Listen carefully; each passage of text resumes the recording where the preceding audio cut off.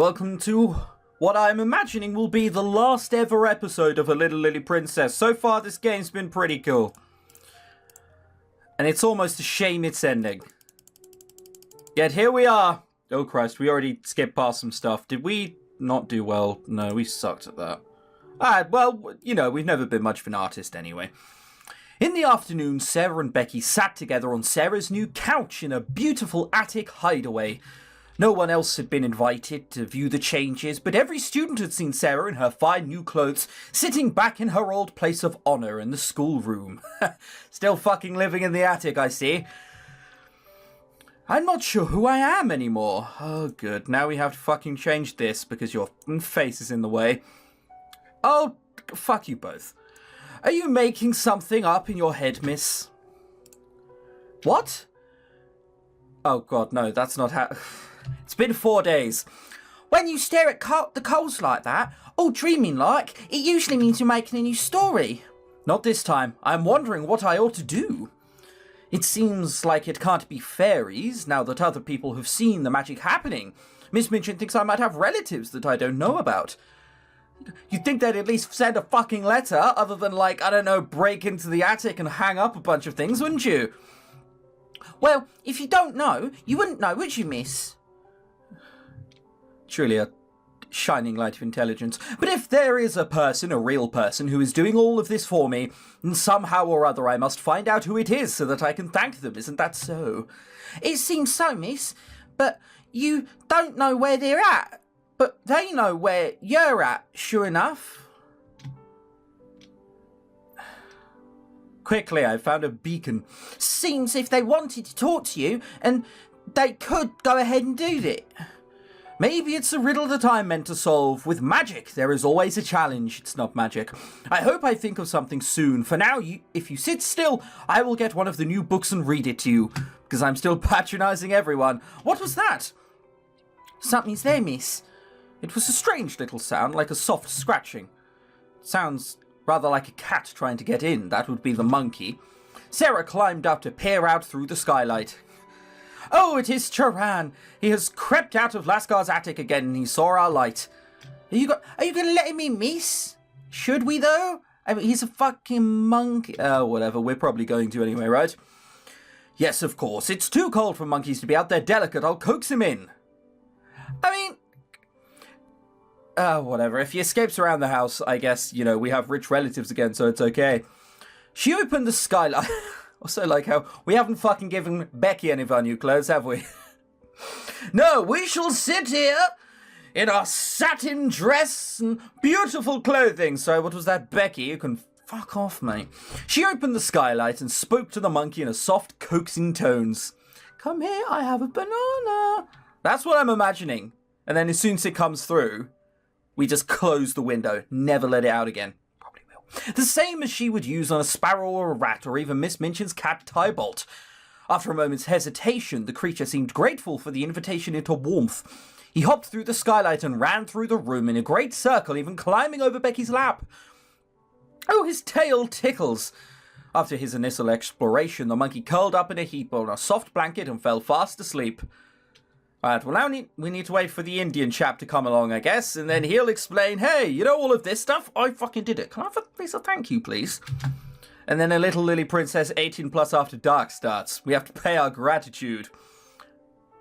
Poor little thing, I wonder how long he was out there. What shall you do with him? We don't have proper food or water for him. Here, I will have to carry him next door to his owners. I hope he stays asleep. I am not sure how Miss Minchin would react if a monkey were running loose in her school. In the house next door, the monkey's absence had not yet been noted. Mr. Carrisford, himself still an invalid, was once again entertaining a visitor. What happened? Did you find the child the Russian couple adopted? Her name is Emily Carew. She is much younger than Captain Crew's girl. So, basically, we went on a wild goose chase to Moscow because someone couldn't spell crew properly. This is why literacy is important, kids. I have seen and talked to her. She is not the child we are looking for. And the search has to be begun all over again. Come, we'll find her yet. We'll go to France together. Paris, of course. But we might also consider Bordeaux. You just sound like you want a wine holiday, good sir. The climate there will be kinder to you this season. Yes, we must begin at once. No time should be lost, and yet you seem reluctant. We could survey the schools of London if you wish to remain longer. You might have been wrong about France. Many British officers send their offspring there. No, there is a child in London who interests me, but she is not a student, a poor little serving drudge in the house next door. Ram Dass told me of the child's miseries, and together we invented a romantic plan to aid her. It gave us something to plan and think about these long, dark days while you have been gone. What, is he the guy who comes along and tells stories like Sara for the kids? Could you... No other way of entertaining yourselves, other than... Well, I guess I'm grateful. Since I could not find the child we sought, I could at least bring comfort to some other parentless soul. If we do leave for France, I must consider what to do for that child. It would be a cruelty to abandon her now. A child without family? Perhaps you should bring her with you. She might prove a companion for Crewe's child if you find her. Oh, enough. Well, look, if they're looking to take on two children, I've got Becky here too. I mean, yes, she speaks as if she were an invalid, but you move like an invalid. It's a match made in heaven. Wait, that would mean they're getting married. Everything I just said is a bad idea then. But we should take Becky along. No, it would be unkind to pluck a little London girl from her home and spirit her off to another country where she knows no one and does not speak the language. Oh, if only you knew. She does not even know me. We have never met. I played the mysterious benefactor, changing her life from a distance. If Ram Dass were not so agile and soft-footed, it would not have been possible. He has crept into the child's bedroom unheard to deliver her our gifts. We sort of knew that. I'm not sure if this is supposed to be a big revelation or something. Ah, here is the man himself. Still with an awful moustache. His moustache is about impressive as my beard. Look how bad this is, right? Look, even like here too. And look at that moustache. Awful. It's literally been drawn on with a very heavy pencil. It's gotta be 1B. Ram Dass alarmed, respectively, but with a touch of excitement in his eyes. Sahib, the child herself has come, the child whom we have discussed. She brings back Charan, who had run away to her attic under the roof. I have asked that she remain. It was my thought that it would please you to see and speak with her, if your strength is sufficient for a visit. Yes, I think I should like to see her this once. Only once, Sahib? It would do the child no kindness to befriend her now, only to abandon her at once.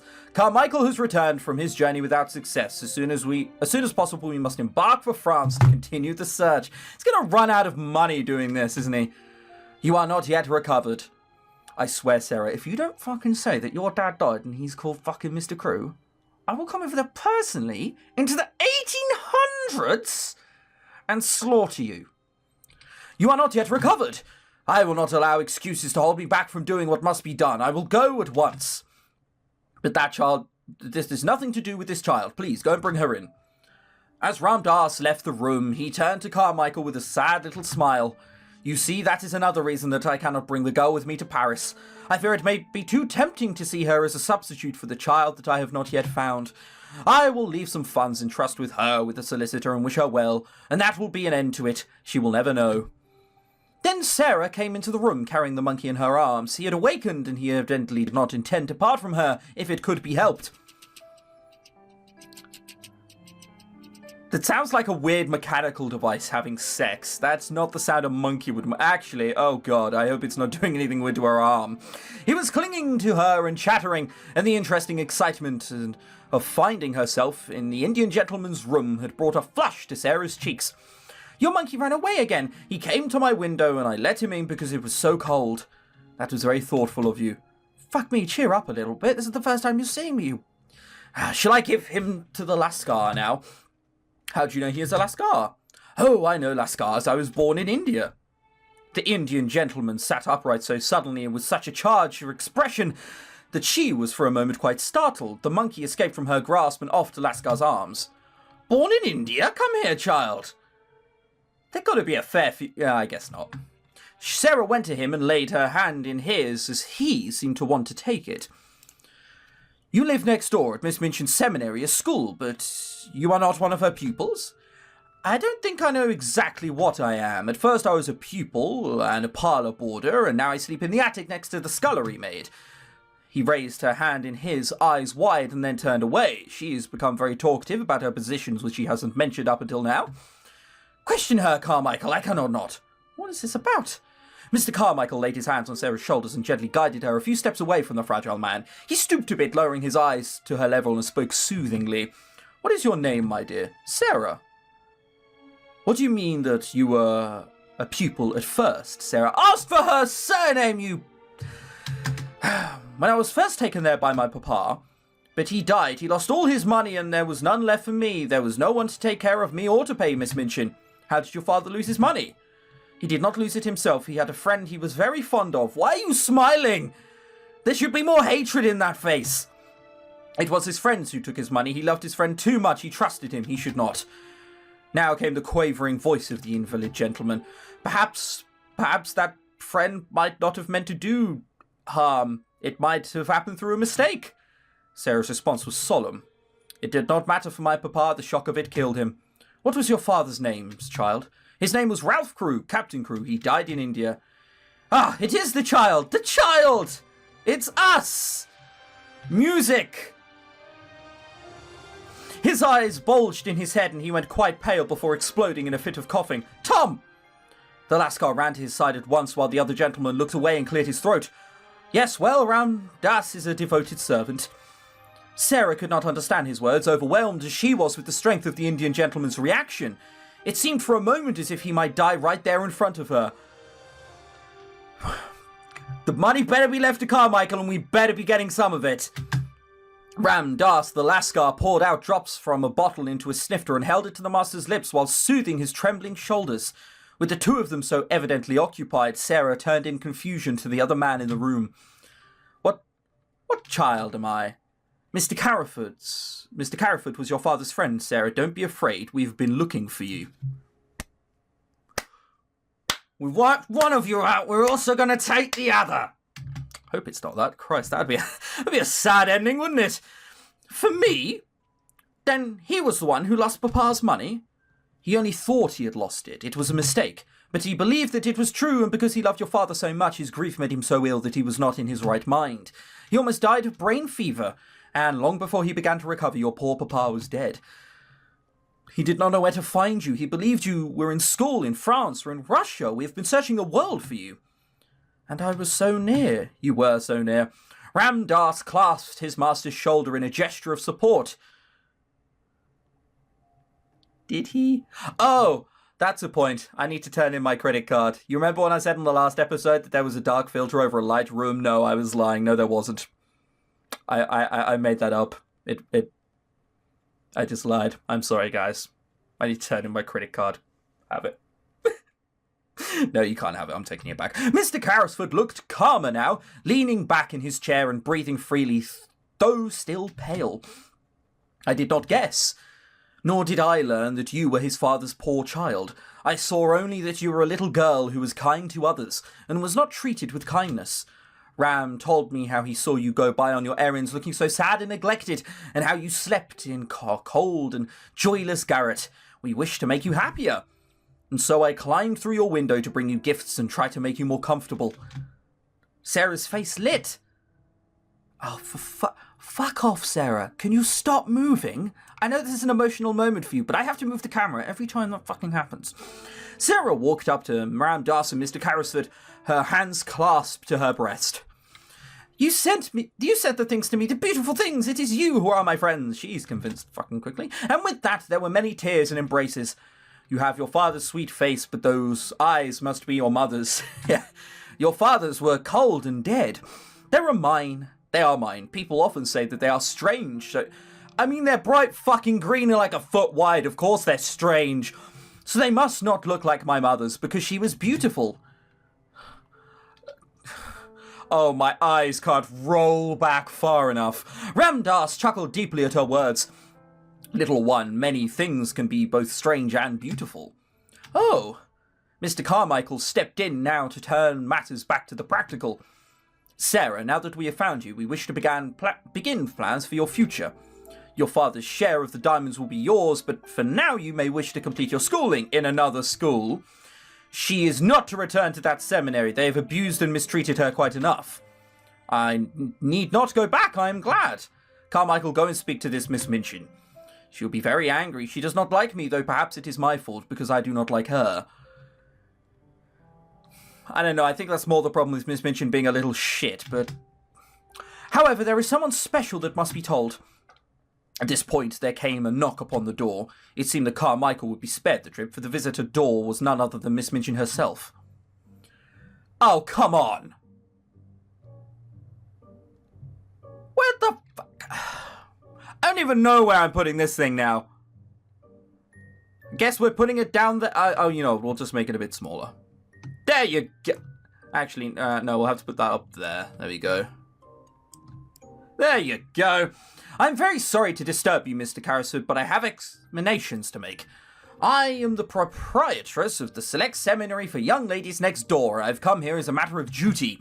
I have discovered that you have been intruded upon through the forwardness of one of my pupils, a charity pupil who intruded without my knowledge. She turned upon Sara.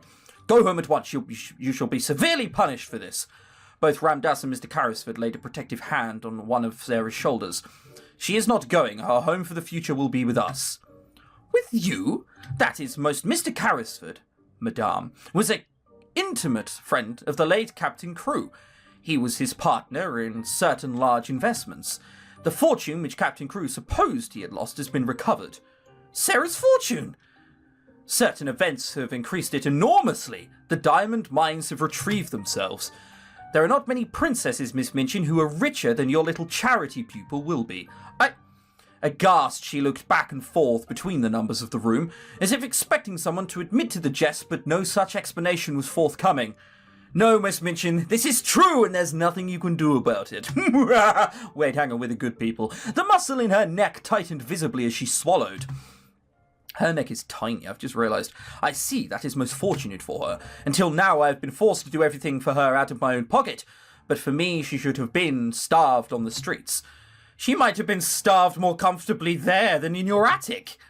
I maintain a school of many pupils. I cannot keep them all in comfort without funds. But now, if she can pay for her schooling as the others do, I would be very pleased to keep her. If Sara herself wishes to return to you, I dare say Mr. Carrisford might not refuse to allow it. But that rests with Sara. This requirement to plead for Sara's acceptance clearly did not sit well with the woman, but she would not give up so easily.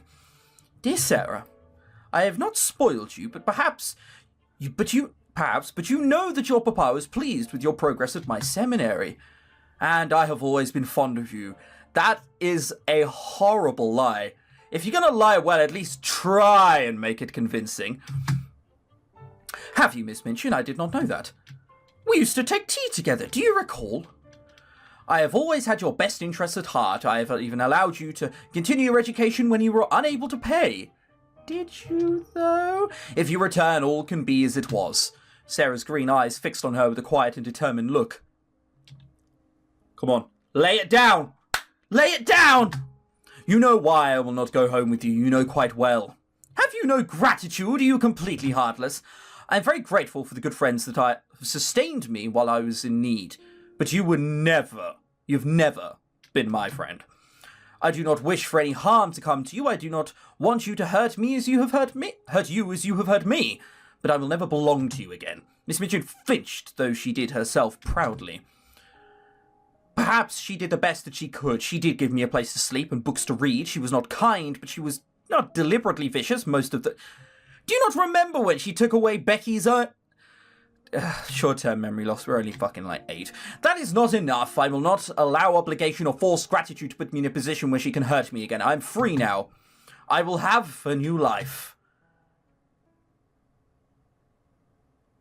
Do tell me we see Becky again. We can't just not see Becky. Let's make that all, oh. That's a bit wide. Christ, I'm overweight, but I'm not that bad.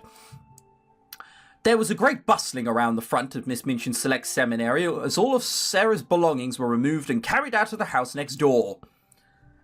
Still haven't told Becky about this. I hope we have, and that she's coming along with us. The proprietress herself could do nothing but stand and fume to have had such a chance and let it slip from her fingers.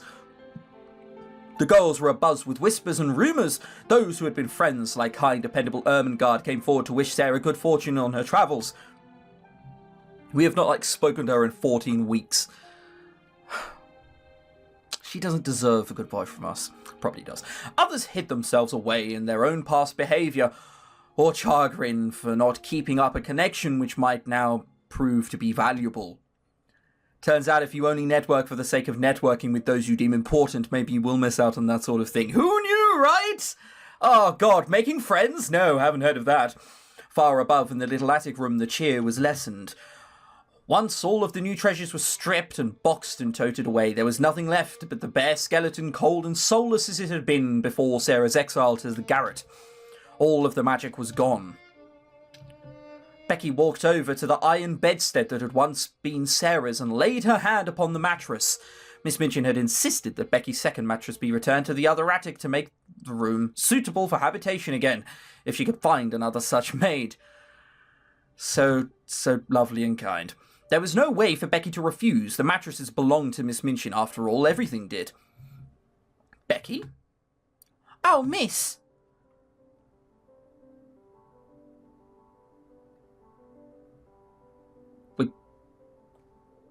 What are we doing, dancing away from the school? Why the fuck are we dressed like that?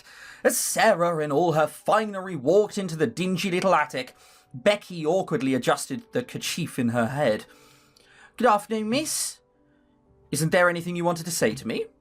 Ah? Well, miss, I'm happy for you, I am. It's the best thing that could have happened. You deserve good things. Maybe now you'll go back to India like you wanted. Maybe you can meet that monkey's family in the jungle and where it's warm and full of coconuts. The monkey's family? Probably not. I don't know how old monkeys live, but I'd wager probably not that old. Oh, Becky, you silly precious thing. Sara caught Becky's hands in her own. Isn't there something else you wanted to tell me? Something you wanted to ask me? Don't know what you mean, miss. Did we make a promise to each other long ago? I'm not keeping any secrets. Not that. Didn't we promise always to tell each other if we were in trouble, if there was something we needed? I'll have a new home now and I'll be leaving this school. Maybe I'll find a new one. Maybe we'll travel. But isn't there something you need? I just need you to be happy, miss. Oh, Becky, can't you ask for anything for yourself? Wouldn't be right, miss. Then I will do it for you.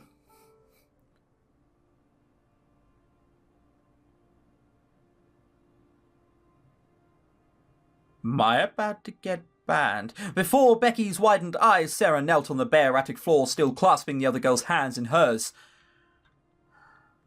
She actually does look older there, and we just look like a nonce, but whatever. Will you do me the honour of coming with me and sharing my life together? You have to say yes or no, Becky. I want to give you everything, but only if that's what you want. Oh, miss. That still isn't an answer. You'll really take me with you and let me be your maid? Probably not fucking maid! Jesus, how cruel would we have to be? I don't want you to be my maid, I want you to be my partner. To share in my fortunes, just like Mr. Carrisford and my papa did. You deserve a happy ending just as much as I do. We are both the same, you and I, don't you see? You mean I won't have to work no more if I don't want to? You take care of me? I want to do more than protect you. I want to make you a princess. Definitely getting banned. And riding a carriage, you know? We shall travel among the populace and bring gifts, just like Father Christmas. And that's a lot of weight you've yet to put on to do that. Oh, miss. And if you keep calling me miss, I'm going to have to call you the same in return. Becky, I love you. Now, please, won't you say what you want? Will you come? I'll go anywhere with you, miss. I mean, Sara. Yes. Sara leapt to her feet and hugged her. You see, the magic helped me to keep my promise. Now we need a new promise to live happily ever after. Well, you know, you can't promise anything, can you? That was a Little Lily Princess. For a slice of life game, I didn't completely hate it, which is weird. I dare say I enjoyed it. Which is even weirder. There are 5 other routes you can try. I do hope you enjoyed it. If you've gotten this far and you haven't subscribed yet, why on earth not? The series has literally been like 2.5 months long. 3 months even. It's been a long time. You should have by now. So do it again before I have to come around to your house and do it for you, okay? My name's ChrisTenarium. Thank you very much for watching. Goodbye.